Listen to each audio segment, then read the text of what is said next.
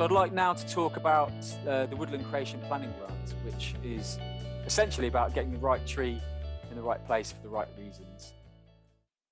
And it's a grant which pays you a minimum payment of £1,000, a maximum payment of £30,000, depending on the size of your scheme, to produce a woodland creation planning design plan.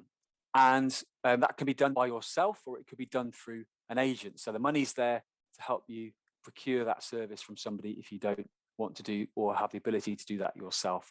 The important thing to remember is the minimum area is 5 hectares in size, and it can be used as a precursor for UCO.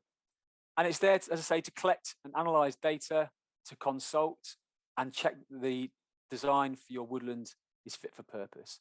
And a woodland creation officer like myself is able to help with the production of that plan. There's also additional contributions for potentially if you have constraints on your land, for example, archaeology or priority habitats or breeding birds or deep peat, for example. There's the offer there of paying for 70% of that survey work to be done as part of the planning process. The screenshot in the middle of the screen there is from the ecological site classification tool, which can help you determine what tree species would predominate on your particular piece of land. And that's a useful tool for deciding on or making species selection. And it means that you can drag and drop a pin on a map, and the program will tell you what species would predominate on that particular spot, given the current climatic conditions. It's really straightforward to use. So you've got a bar there at the top, which you can put your grid reference in, or you could manually drop the cursor onto the map, and it'll give you a spot on the map there. And we'll also provide you with a PDF report, which looks like that, which states the species here and the suitability of those species for that particular site.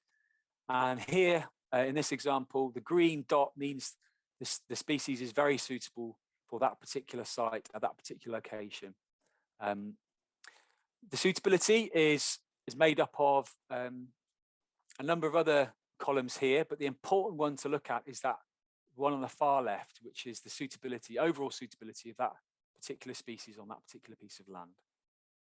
But it's only as good as the baseline data we have for it. So you can tweak that on the program. Over on the left here, we've got the options tab, where we've got the option to change the climate scenario. So obviously we're looking to plant with the climate in mind and global warming in mind. So you can select what the climate would be like in 2050 and 2080. And it produces reports for that as well. So if you're clicking on the climate scenarios here, you've got options to click through to 2050 and 2080. So I would look at all three. I would look at the baseline of, it says 1960 to 1990 there. I'd also produce a report for 2050 and also for 2080. I'd like to see how that will change over of those three reports. The species that will exist on all three reports are the species that you should be considering, really.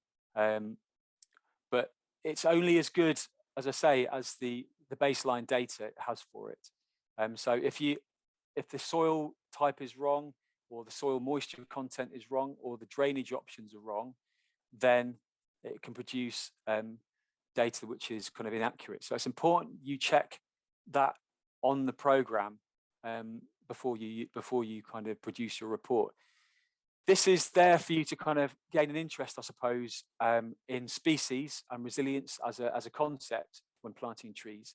But when you undertake the Woodland Creation Planning Grant, Woodland Creation officers like myself are here to support you through that process. But it's just a way of me highlighting, I suppose, on this slide that this program is there and available for you to use, and it's pretty straightforward to use.